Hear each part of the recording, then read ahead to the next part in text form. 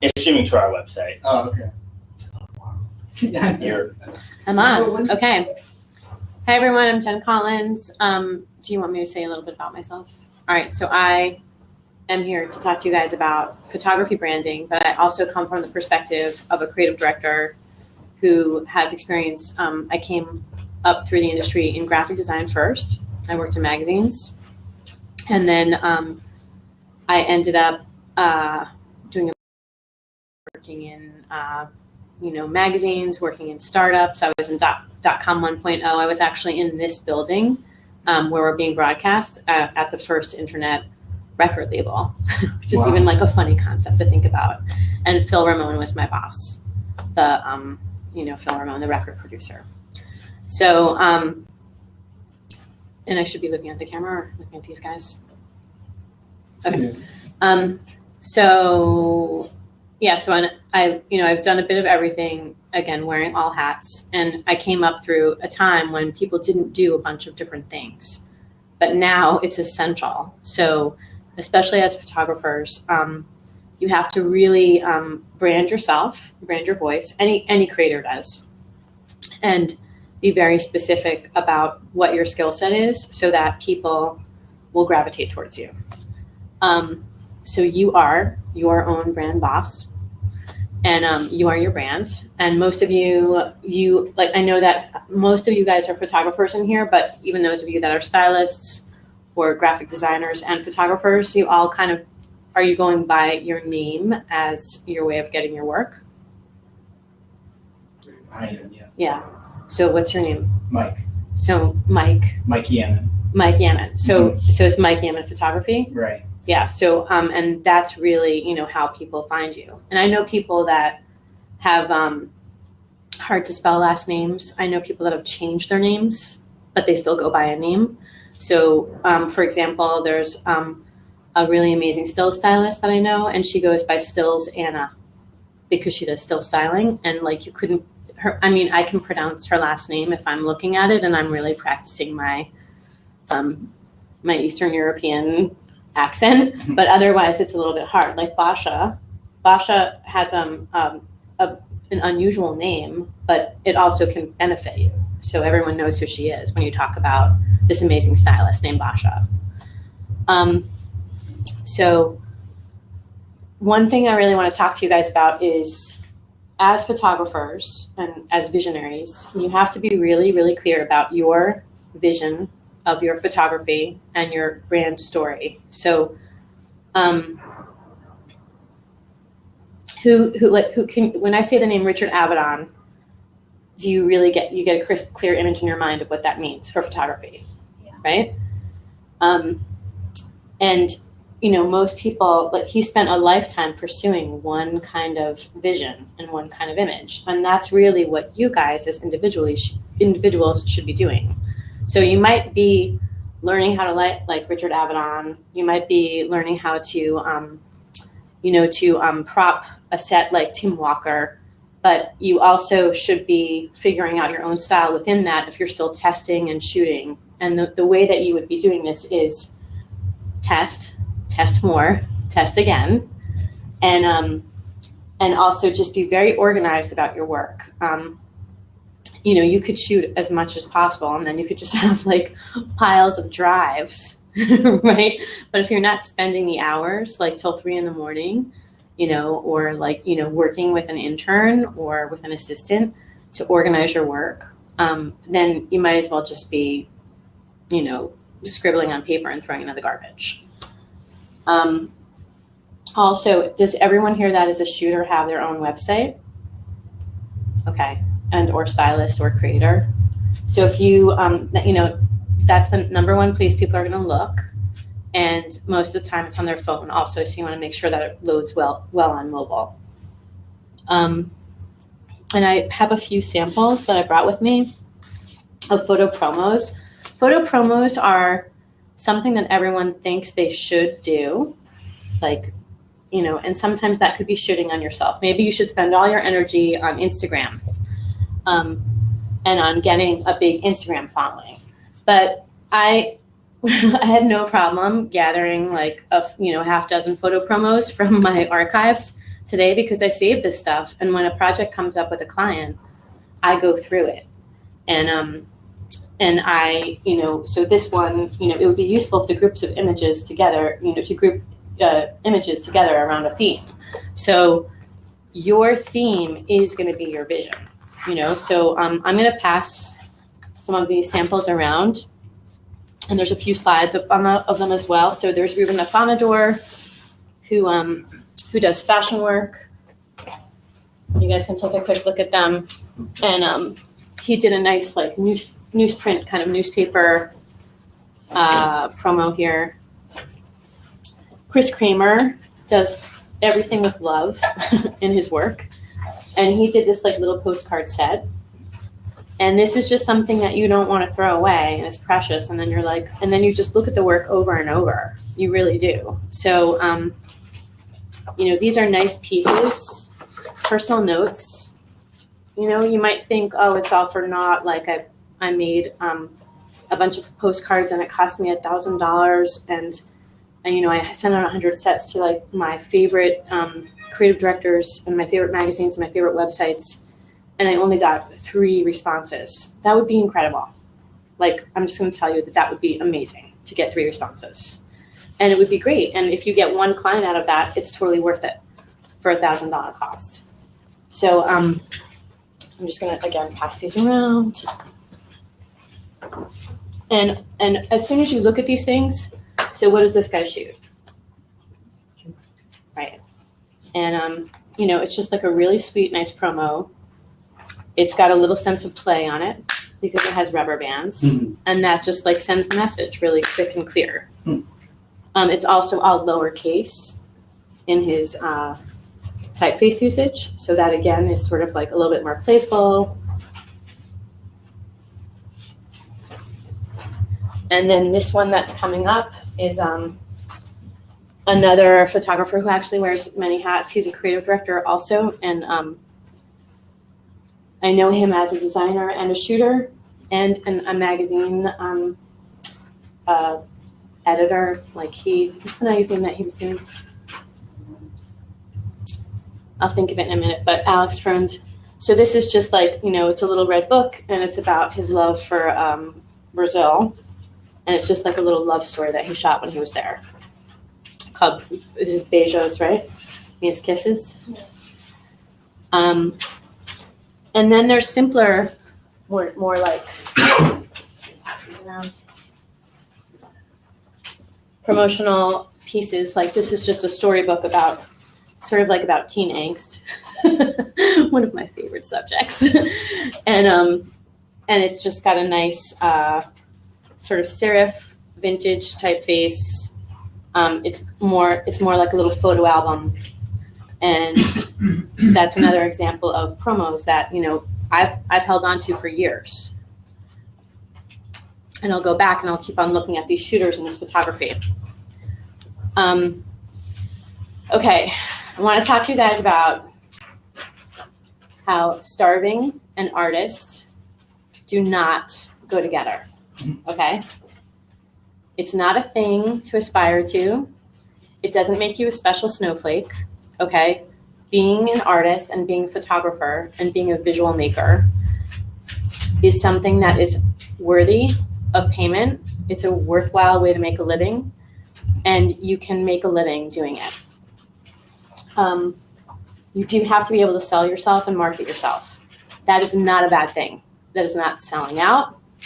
That is not marketing and like making like making things up. Everyone should respect themselves and their work enough to feel worthy about pursuing this as a career and obsessively pursuing it as a career, and having clients pay you for your work. So does everyone here have existing clients that shoots?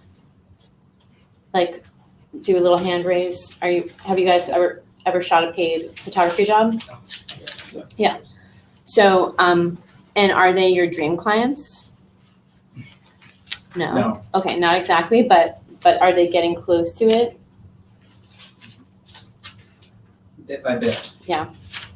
Well, I mean, I'm going to give you, besides the fact that you just have to like constantly, as I'm going to say this like in between every line here, you have to work your ass off, and then you have to work your ass off some more, and then you have to work your ass off. But most of the time it is work, but it's going to be something that you're really obsessive and passionate about. So if you have existing clients, you know, they also know, and they're pleased to work with you, then they also know some people that they'll refer you to. And that's like the number one thing you can do is play well in the sandbox, and people will respect you, respect your work, and then they'll refer you. You also have to sell yourself, which these are some marketing tools that I've passed around that we just looked at. And that is all part of the self-brand.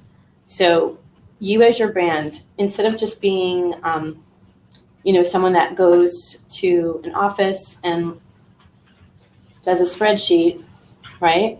You know, you're not checking in at 9 and checking out at 5 and just doing something that's very methodical, and there's a certain way to do it. You have to really be creative and inventive. I heard you mention Instagram earlier. So I heard someone talking about Instagram. Now, I mean, you could spend all day, you could literally spend like 8 hours a day on Instagram trying to get followers. I think a lot of people are buying followers on Instagram now. I know that a lot of clients are asking about Instagram followers. I don't know, you know, I know that it's sort of made everything a little bit upside down, but I don't know that that is really where you should find your brand.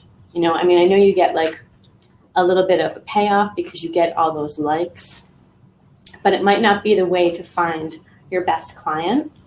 And it also might not be the way to find your dream client. So if your dream client is to do, you know, Instagram photography for Coca-Cola, right? Cue in the Coca-Cola sponsorship. It's not, but it will be in the future. Then, you know, maybe you could try and do some work for a brand that you think might be acquired by Coca-Cola, or that recently was, like Odawalla, or we talked about some other brands, not Mellow Yellow, but Vitamin Water, Glasso Vitamin Water. I think I'm saying it correctly. I'll check with Basha. Glasso. Yes. Yes. So, or Vitamin Water, as you might say.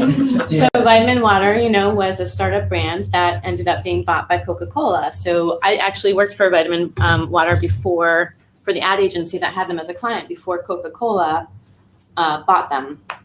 And they actually didn't pay the ad agency. So, you know, it can be really hard to work for startup brands too. But, you know, that's one way that you could then approach Coca-Cola and say, oh, I worked on the Vitamin Water campaign or the Vitamin Water labels and identity. And then, you know, that starts a conversation with Coca-Cola if that's your dream client. Expectations, you know, you can't just expect without either, you know, assisting somebody or that might have those clients, or without doing the work to just knock on the door and have them be like, oh, of course, start shooting for me, which I think there is a mirage going on in the industry right now that because of like Instagram and Facebook and the Kardashians, that, you know, you don't really have to work to get the jobs, and you don't really have to work. You can just be cute and you'll get the work, but you can't really deliver off 5 minutes of cute or 5 seconds of cute. You really have to have the experience and the skill set and the know-how and the client, like the mutual respect for the client, and being able to know how to do the work in order to maintain the work. Coming to that, you know, your reputation is, you are your reputation, and your reputation is everything with the work. So if you're prone to drama, you know, then you might want to think of a way to channel that into a better resource, you know, like kickboxing or something, because even though, you know, the whole, you know, especially because of working in fashion, you know, the whole image of fashion and Anna Wintour and kind of some of this like nasty catty behavior that has always been,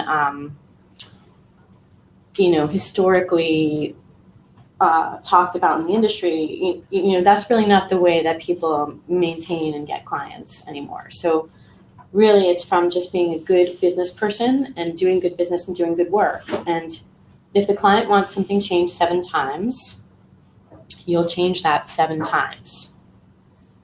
If you might not want to work with that client again, you can actually reverse, right, and reverse fire the client. Like maybe you'll say, I'm not available for the next job. But, you know, maybe it's just like, oh yeah, I know you wanted to change that, so I already did it. You know, you could also, you know, there's all kinds of rapports that you can have with your clients. There's all kinds of personalities to deal with. But at the end of the day, you have to know that you've done your best, and that you know, you've respected their wishes, and they should, you know, respect your vision. So you and your business are one. So, you know, you just always have to be really aware of that and aware of your reaction to things when you're dealing with clients. And these are some images that are some brand images of people that I know and or work with, or just images that I, some sites that I found online to just show different branded looks for photographers. So Justine is a fashion photographer. She does some art photography too. And she's chosen to do sort of like modern serif style typeface. Does everyone know what I'm talking about when I say sans serif or serif? Okay. Mark Tessie does all of this sports and lifestyle crossover work. He is also another person that wears multiple hats. He comes from a graphic design creative director background. He was the creative director for Roxy and Reef.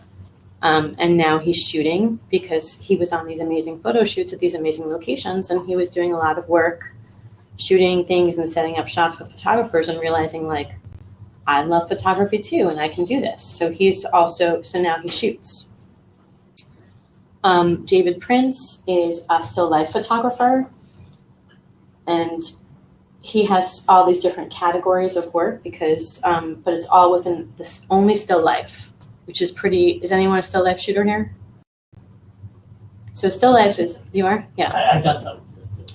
It's hard. Life missions, yes. Yeah. Yeah.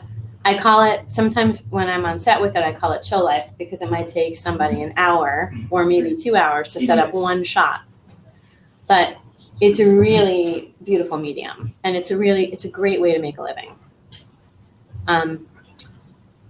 This Adam Franzino is another fashion photographer. He's also going for just a serif face, all caps. Notice everyone's going for all caps except for that one guy that was doing the kids book, which I think is interesting. James McCary, the same thing. This is like a modern typeface. And then this last one, Kelly France, is she's like really winging it and going for a handwritten face, and even, you know, even a kiss, which I was like, wow, this is awesome, because it really, she's like completely different from the rest of the crowd. And then Alexei Lubomirsky is, you know, he's got a new site coming, so he just has this page up with little bio, but he has this very unusual typeface up that I wanted to show everyone because it's sort of like a Space Odyssey 2001. It's this very strange and playful typeface that I think is a custom face. So that's another option that you could do for your own brand. They're all using their own name, no matter how hard it is to spell, as their brand. And then I'm just gonna have a sip of water.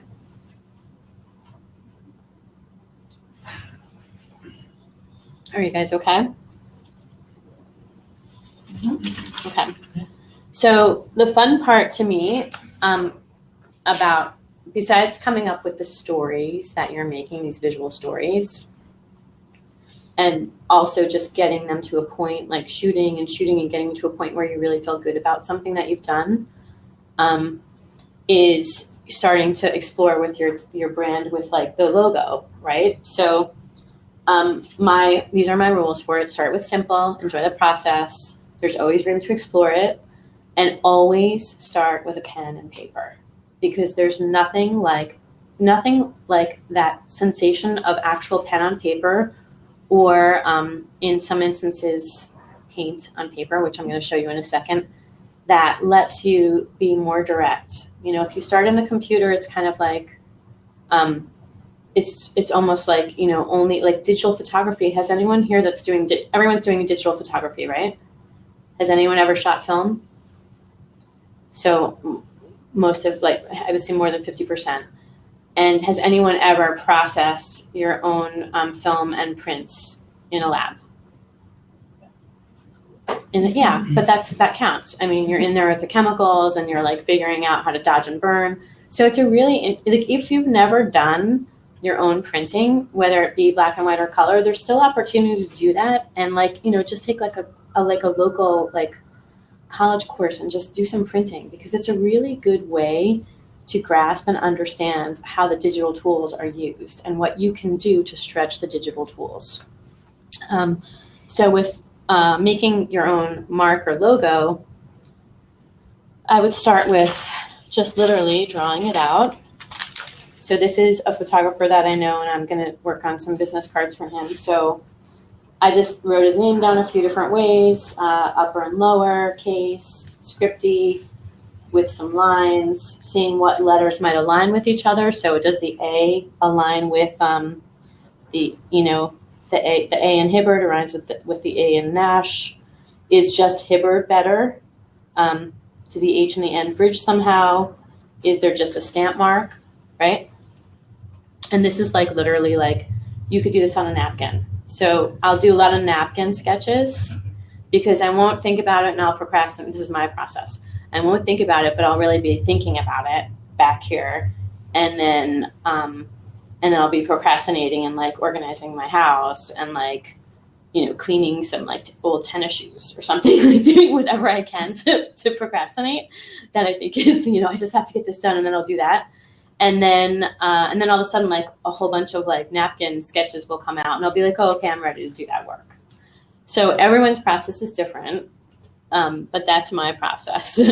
And, you know, today I started by doing some like painted versions. So here are some painted versions. I'm just gonna pass this stuff around. And this is like this weird paper that gives different weight to the type when you put it down. So this might actually look really beautiful overlaid on like this dance photography that Hibbert does for Martha Graham. Or maybe the scripty one would look better. But these are just some things that I was playing with today. We can pass this around, thanks, Morgan. And, you know, eventually I'll figure out, like, I'll probably do 2 or 3 directions that I will give him after I've done maybe 5 or 6 on my own. And then and then I'll talk to him about it and maybe he'll want to change some. Then it's like a whole client dialogue with him that I'll have. And then, you know, we'll make his cards because he really needs cards. Because there's one other thing I want to really iterate to everyone here. New Yorkers still use business cards. And most of the people that are going to be hiring you grew up in the era of business cards, and they understand business cards, and they don't necessarily want you to like text them because they're going to lose that in like their other 1,000 texts, or email them. Like a business card is something that, you know, is going to, just like these promo pieces, it's going to stick around. They're not as apt to just toss it. Okay, it's not going to become junk mail or garbage so immediately. What's your take on sort of non-traditional or sized or shaped cards? I love that. Yeah, I love that. I love like a European card size, and like I have one that size, and then I have like a really skinny narrow card. I've had people give me those like little mini cards, and they're the cutest things ever. Yeah. So in terms of that, I think, like, does everyone here have their business card? Okay. So halvesies, right? So I think a business card is essential just because I naturally, first of all, I don't know, did I spell collateral wrong? Did I spell wrong? I might be with an O. Anyway, I think that, you know, it's just a really good way to, like, you know, you meet someone, like you might meet someone like literally in like an Uber share, and a business card is the quickest way before 32nd Street to be like, oh, here, you know, let's keep in touch, or, you know, here, look me up, whatever, instead of just like trying to do the phone thing. And like, it just takes away from everything. It's very much like a pen and paper, right? It's like, here, this is real. Yeah. Exactly. I love it, Mike. Mike Tangible. So, you know, in terms of that, like I recommend that one of your base collateral needs is a business card. Okay. Obviously a website is number one because that's where everyone's going to find you and, you know, look at your work. They're most likely very busy and going to look at it on set or in an Uber on their cell phone. Okay. So you want to make sure again that it loads properly and that it's somehow like, you know, a quick read, like, oh, this person shoots shoes, amazing. I want them to shoot the new campaign for, you know, for kids that I'm working on. Okay.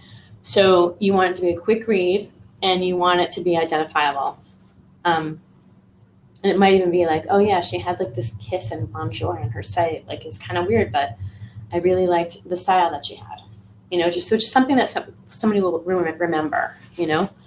And then in terms of budget, you know, I have some things here that I also have some pictures of.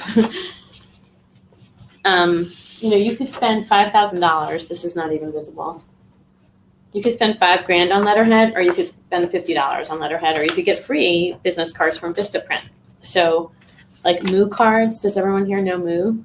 So Moo.com has these gorgeous, like fat, delicious cards. It's like American Psycho, the movie you guys saw.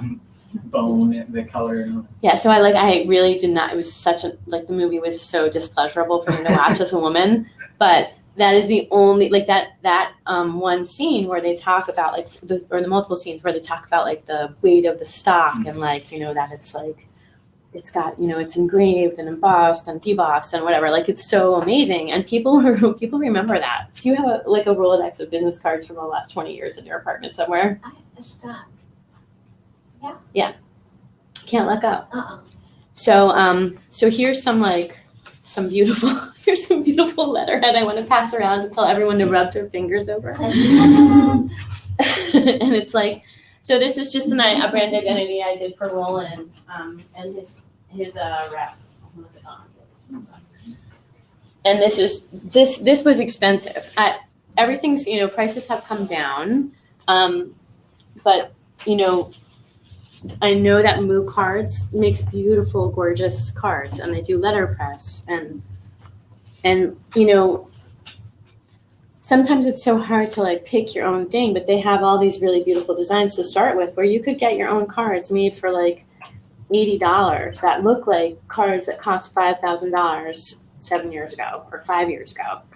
And then, you know, you might have a small amount of them, but, you know, I guess it just depends on like how you can. And then this is like another take on the newspaper. This was sent out in this envelope. This was a really expensive promo to make. It's like sent out in a red lined envelope. These were custom made envelopes, like all this stuff. Everything's falling apart now. And this is the image that this photographer made. These are really successful branding. And it's withstood the test of time also. So, you know, these are the kinds of brands that that sort of that you know make or break whether or not someone's going to remember to call you. How many people in this room like this image, by the way? Pretty sick, Because it's always made me uncomfortable that it wasn't my final choice. Yeah. It makes you want to do the dishes? Oh my God. I thought it was a bike. Oh yeah, I guess it could be. Can you touch upon like the effectiveness of sending out mailers versus actually like emailing individuals? Yes. So sending, first of all, you need to get the list to send out the mailers, which can be challenging, and there's a lot of bouncing around and people jumping around to mail things, right? I love the print collateral option. It's very hard to get a meeting to hand off print collateral. So I think that if you have a reliable way of getting a mailing list, and there is a company that you can spend like $10,000 to get into their mailing list. Do you remember what it's called? into their mailing list? Like they have Agency mailing access lists, to it. agency access. So Yeah. agency access is like very, not to, for emerging photographers, agency access is not the most affordable way, but it does work for people. I know people that have built careers on it. I also know that people are really moving around a lot. I mean, if there was a way, like if LinkedIn had like a mailing, like a pay to play mailing list, that would be incredible, like an up-to-date one, because people seem to keep their LinkedIn much more up-to-date than what other vendors of mailing lists might be able to do. But if you just did a small, like, you could try and do a small mailing through like a network of people that you know, and it's still going to get out there. I mean, even if you only send out 40 pieces, right? Or if you made 12 amazing books and you had 10 amazing contacts, you could send those books to 10 people and then have one for yourself and one to take to a meeting as a giveaway. I mean, I think that a printed piece, and I also come from a print background. I think a printed piece is far more memorable than email. And email to me, everyone does it and has to do it, but it's like it's much easier to ignore. Like 99 times more easy to ignore. It's a click versus actually opening something, isn't it? Yeah. It's more intimate too. Mm-hmm.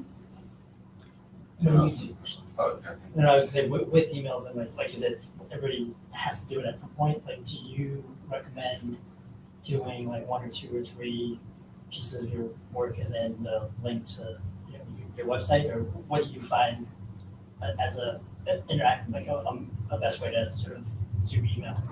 I was gonna say like do's and don'ts. Yeah, that's actually a good For question. emails, well, okay, do not email somebody every week. Okay, I'm just gonna make that clear. Do not email somebody every week, because they'll just be like, oh yeah, that's going in my junk box immediately. But every now and then, not pushy is a better way to do it. And I can tell you that it's really like email is not as effective. It's just not as effective. But that's my own personal experience with it. Having like, I still get so much email. I've worked with art directors who have literally been like, I got 40 today. When I was at Victoria's Secret, I worked with an art director, and he would get like, he must have gotten on agency access or something. He got on some list, and he would get like 40 queries a day. And he was like, it's just all, he's like, look at this. And he would just take it all, gather it, and then dump it into his trash. So, and then, but you're doing like, if maybe you're doing constant comments or something, maybe you're automating it, but like if you're doing it one by one, that's kind of a shame. Versus, Is it because it's just the volume that you get, or is it because like as you go through them, like 90% of them are wrong style, crappy, not what you're looking for, and you're just like, it's not worth the volume time? well, if people know what they're looking for, they are looking for it. So if I know that I'm looking for a shooter that that can do like, let's just say like that can do surf girls, then I would go look for Mark Tessie, because I know that he worked with Reef and Roxy, and he's shot a ton of campaigns like that, and then I might look for his assistant, who like would be a little bit more affordable, but like has the experience on those shoots. I mean, that's one random thing. But I would just, if you're gonna send someone a promo for fragrance and they are on the campain for Coca-Cola, they're probably not going to look at your work. So it's just a waste of your time. Yeah. But if you really want to work for, vitamin water, then, you better have some vitamin water shots in your book. And you might be better off just sending a promo, like a beautiful promo or something, or trying to, assist someone that's shooting that campaign. I mean, there's still this idea that that's one of the ways that you kind of get your foot in the door and you work your way up, right? So The email thing is not, everyone emails and you kind of have to do it, but I don't really think it's as effective. It's more about relationship building. And then, hey, I just shot this new thing, check it out. So I look at those emails, you know, like, oh, I met with that photographer. Let's see what he's up to. Let's see what she's up to. But I don't necessarily just like click on everyone. I mean, I would probably look at what everyone sends more than most art directors, but that's because I also, you know, work on the agency side too. And I work with a lot of different businesses, so I'm always interested in what's trending and what people are doing. But a lot of hiring people don't have that kind of expansive view of the world. They might just be more focused, like, we're at Victoria's Secret and we're only shooting panties, and like, if you don't shoot panties, don't send me your stuff. And if I'm on that list that's, you know, getting me 50 emails a day, I'm just going to dump them all, because they just get very, the client side gets very jaded very quick. They lose their sense of curiosity, and sometimes they lose their openness to look at new people's work. So you might be better doing a relationship build in a more inventive way. And that could be setting a beautiful promo. Any more questions? We have an audience one, not live stream. So they say, in terms of photographers who are trying to get your attention, what makes a select stand out in the pack? What are they doing differently in terms of promo or marketing strategies, email, etc.? Well, I love the rubber band thing that guy did. How simple is that? How much do rubber bands cost? Right? Like pennies, right? I mean, I thought that was so cool.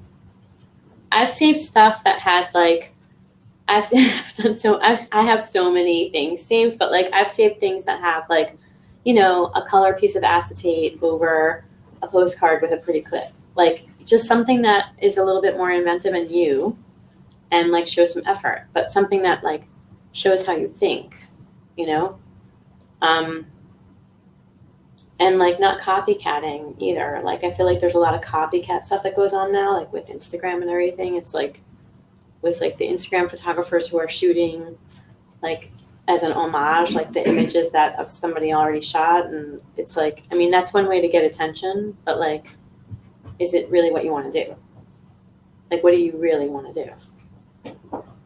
You know? Do you want to spend all day like sending out emails? Or do you want to like make a matchbox that has your photo on it and like try and get, you know, like a campaign with that or something somehow? Or, you know, like just be more inventive with the way that you think, and then I think you would strike a chord with somebody. You must have heard of a photo editor, that site. He shows promos all the time, like his favorite promo of the week or something. I think it's aphotoeditor.com, and you'll see like a ton on Instagram. He posts like he's got like a whole thing of like good promos. So that's awesome. Cool to check out actually, but that's just great. Thought I'd mention. Yeah. So it's aphotoeditor.com. Yeah. Let's so share that with everyone. And then there's an Instagram, and it's like all promos on there. That's great. Yeah. Yeah, I mean, I also, you know, I used to work, I used to do PDN, I used to do freelance work for PDN as a designer and art director, and that was like my favorite issue to work on. I was like, oh, make sure that you get me in for that, because I would just love opening up. It was like opening up presents, you know, like just opening up all these like thoughts and processes that people are going through. It's fascinating. And you don't get that from clicking on an email. And I'm not trying to be like really, even though I am being really negative about the email thing, I'm just saying it's just not the same experience in any way. You know, it's like, I don't know, it's just a different experience. I used to work for a creative director who taught me one thing. He said things like handwritten notes. Yes. I'm not saying you gotta handwrite everything, but he would get a lot of responses back from whoever, someone saying, you know, thank you for your book, or this and that. Handwritten notes always work. Yeah, so even like the Chris Kramer promo that I passed around, right, that has like a little handwritten note on it. So I'm just gonna go back to that really quick so everyone can see. So, you know, I've gotten I've probably thrown out like similar promos, right? Not recycle, it's the paper. Okay. But this one, I was like, oh, I can't throw this out because like I'm probably one of 1,000 notes that he wrote for this. So one thing about again, I want to see a raise of hands. When was the last time you wrote a thank you note? Handwritten. That's Yeah. 1, 2, 3, 3 weeks ago. 4, 5, 6. Oh my God, I love it. 50%. That is a high percentage of people writing thank you notes. I can tell you, I'll give you an example. So I recommended somebody for an internship. I recommended a couple people. 6 people interviewed. I told this person, I said, remember to write a thank you note. And she was like, oh, should I email them? And I was like, no, write a thank you note. And she was like, write a thank you note? And I said, yes, with a pen and paper in an envelope and mail it. Here's the address. Out of the 6 people that interviewed for the internship, it could have been anyone that got it. You know, nobody had any experience, and it wasn't my referral. It really wasn't. She was the only one that wrote a thank you note. I stepped aside, right? It was for a producer position, it was like for help in the merch room at Victoria's Secret, okay? They were like, oh, well, she's the only one that wrote a thank you note, so she gets the job. Out of 6 people, okay? So, you know, and that didn't have to do with me. It had to do with me recommending her, like telling her, you know, you better write a thank you note.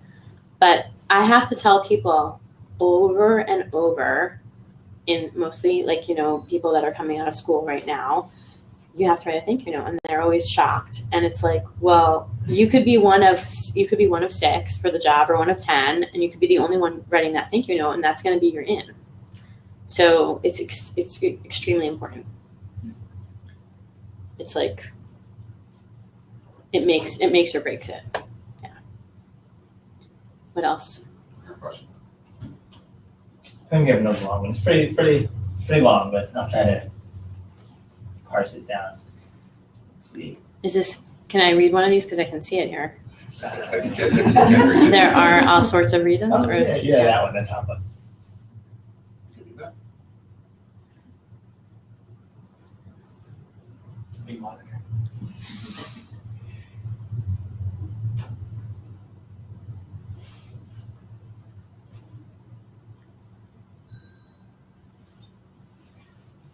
It's a really long question. So this is a question, really. It's just talking about how photography has been devalued and how it's become so everyday. And because of fashion bloggers, just like shooting stuff on their iPhone campaigns. And these are all a lot of reasons for a budding fashion photographer to become disenchanted or frustrated with their career.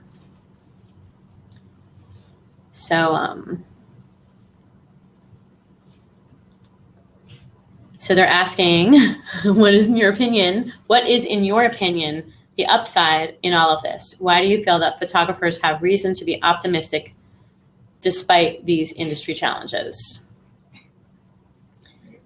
On the edge of a building right now. Yeah, I know. Well, I mean, how many people do more than just photography here that are photographers? Okay. So like 80% of you that are photographers, okay? So I am an art director and designer with my, you know, from my experience, but now I'm also running an agency, managing director of an agency. I have shot photography and have won awards with Canon in the past. And, you know, you just have to keep on doing things that you are inspired by. So it's not really about, you know, comparisons, you know, because this is my, you know, the bloggers are going to be, there's going to be a next blogger, like there's going to be another, you know, and they're paying for their followers, You know, it's like, that's not true that they have, like, they're saying that there's 1 million people that have 1 million followers as a blogger, right? Are probably paying for at least 500,000 of them. But they're saying that they aren't even valuing that audience because it's not like a niche and quality audience. So that's just sort of like, it's all this noise out there. And it's so direct and accessible for us. So it's so much more disturbing. But if you think about it in comparison to writing, right? Like everyone can write, right? I mean, if you've been schooled and you were taught how to read and write, then everyone can write. Like literally, you can like write a sentence. You can write. People now are not even as able to write anymore because they're only doing Snapchat. So like they can't write an email. They often are not so good at writing emails. They certainly are not good at writing thank you cards and thank you letters. And you know, the same, if the equalization also allows the cream to rise to the top, right? So it's like, this is a trend where everything should look like Facebook and Instagram and like a moment. And it was just shot like with my crappy camera. But if I'm going to buy something exquisite, or if I'm going to be enchanted by something, it's not necessarily going to look the same as everything else. So your work is still valuable. You know, it's still worthy, if that makes sense. Is that an answer I hope so. for that very long question? Do not go off the building. Well, I was gonna say, you also put it on one of your slides early on, it's like about the hard work, and like to some extent, at least for photography, you know, being in the darkroom, printing yourself was a really tedious process, and the rate of technology advancements, you know, the quality, like filters that you can buy really starts to equalize and gives everybody sort of a level footing. But I think a little bit of what makes, I think, the passion and the love is trying to be different, trying to be better, you know, doing something that you love and not necessarily comparing. And at the end of the day, like that's your brand, that's the authenticity that you're trying to put through. And if you're comparing to others to some extent, I don't know, it's like maybe you need to start thinking about something else. Yeah, and the other thing with that is if there's there's less writing, selling things, right? So almost everything is a visual sell now, right? On the Internet of Things, does everyone know about the Internet of Things? Mm-hmm. So on the Internet of Things, everything needs a picture. So there's more work. There is more. It's just, and there is a difference between a shoe that is shot on like Alibaba, right? And a shoe that is shot for Net-a-Porter, right? And I might be like, oh, well, maybe the one on Alibaba is not really, maybe it's not real. Maybe I shouldn't get it. Maybe the one on the Real or Tradesy isn't real either, but it might look better. So I might tend to go towards that. It's all subjective. It's hard. It's very frustrating. I understand what this photographer is expressing because it's very frustrating if you really start to get caught in that.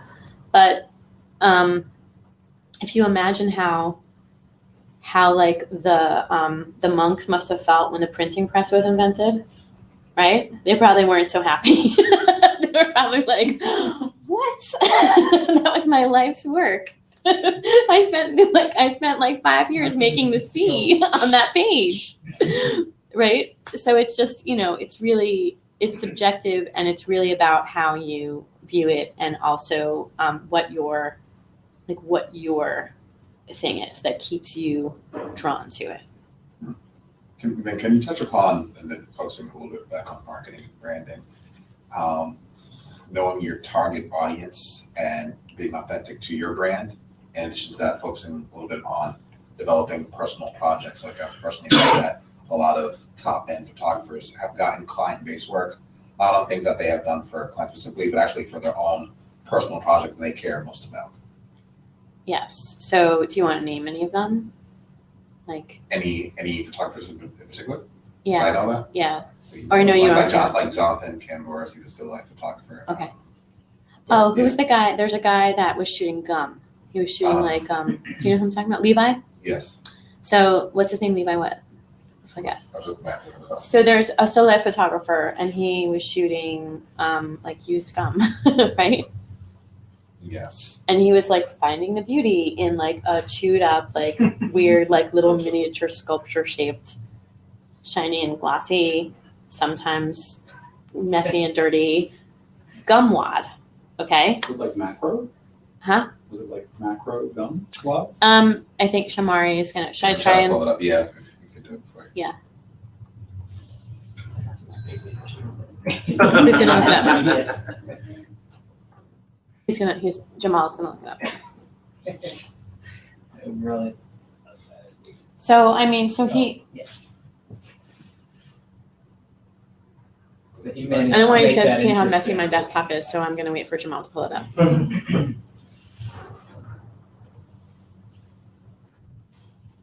It's Kobe Levi. Kobe Levi is his name. Do you remember? Is that his name? No, this is footwear. I think his first name was Levi.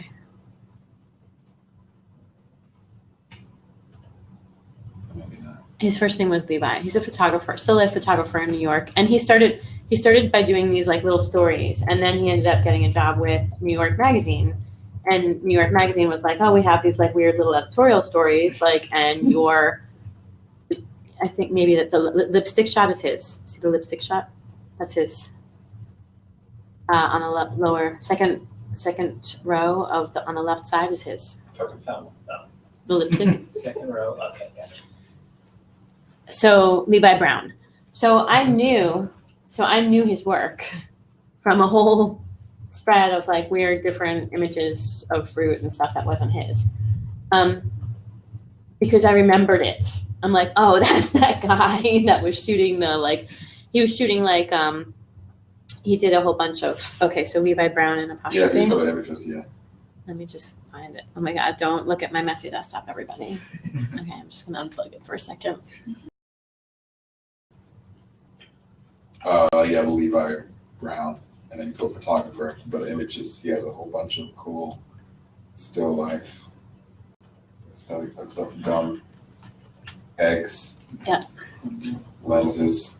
So, I Yeah. messed it up. You're There. good, you're good. Okay, so Levi is like, this is an example, right? Again, still life. Okay, this guy works a lot.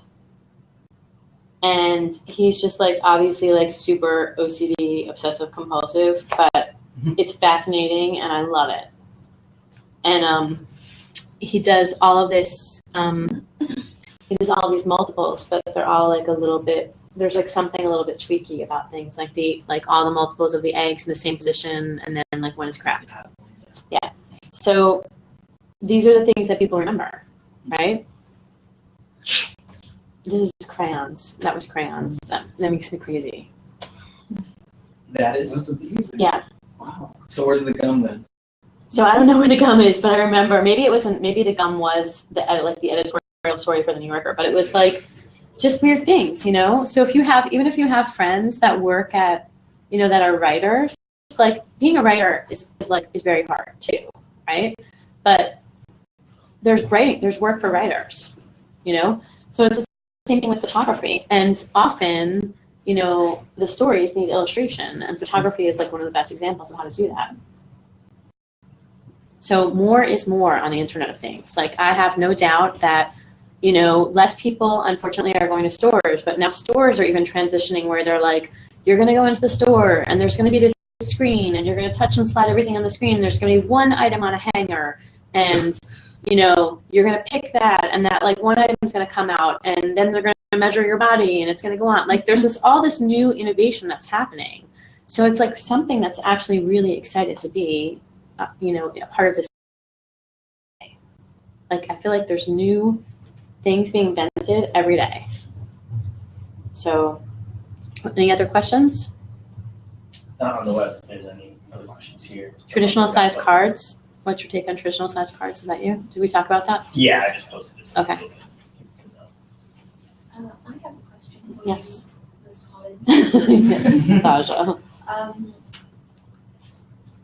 How strong do you think is the transition from people just traditionally having the physical heavy portfolio and then the photographers are led, or whichever artist you're talking about, is led by an agency saying, this is what your work needs to look like because this is who we're going for, and then there would be a big scramble to quickly change your book around according to who it was being sent out to.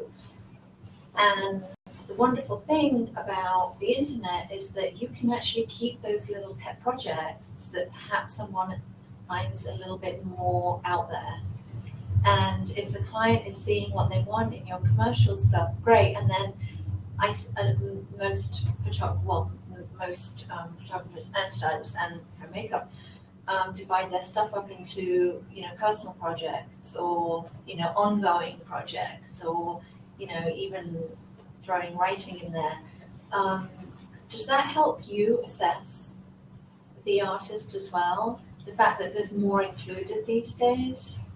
I think it's great to see what people's personal perspective and thoughts are, because I think that's essential. And I'll tell you that that like in the days of everything only being the big leather bound books, which was the way that we used to get, it would be like we would call in stuff. I would be at an ad agency, this famous fashion ad agency, and it would be like, okay, we need to get like every fragrance book in, like everyone that shoots fragrance. And there would be 30 books in, stylists, photographers. And they were these big, heavy books.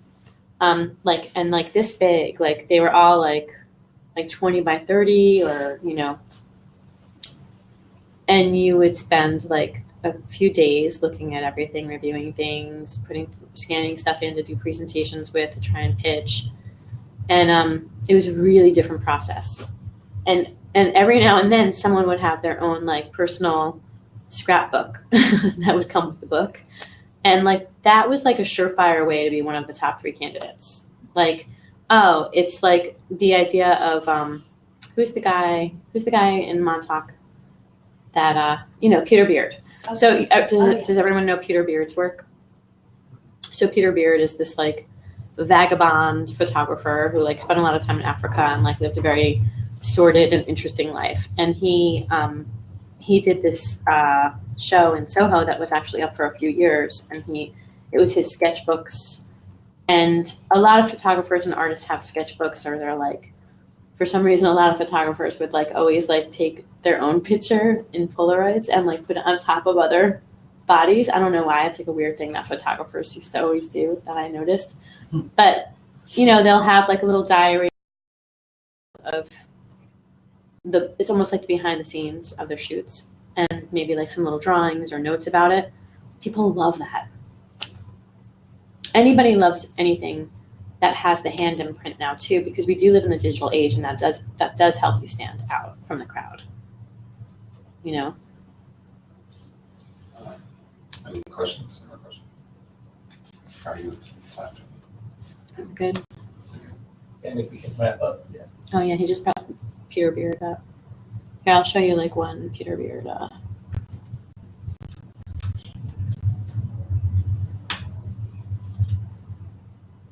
So these are some examples of his books. He's very dramatic. So it's like, this is the blood from the alligator that bit me when I was taking a shot of it in Africa. Like, it's very storied, but do your own version of that. So.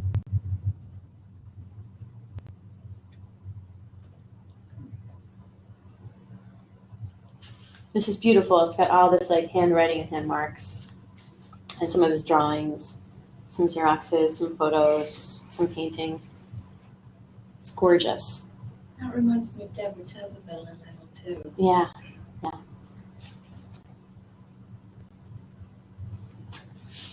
I guess I have a question. So, are you done with everything you were gonna do, and this is like question time, and then it's it? Is that what it is? Yeah. Just, okay, because I just didn't want to like. Yeah, get we're in beyond the question zone. Okay, so beyond just like branding, you know, your branding, like your look of your site, and you're talking about typeface and things like that. I mean, can you talk about like and what your pursuit of photography, like narrowing that down for your branding? I mean, so I guess that happens in like your edit of what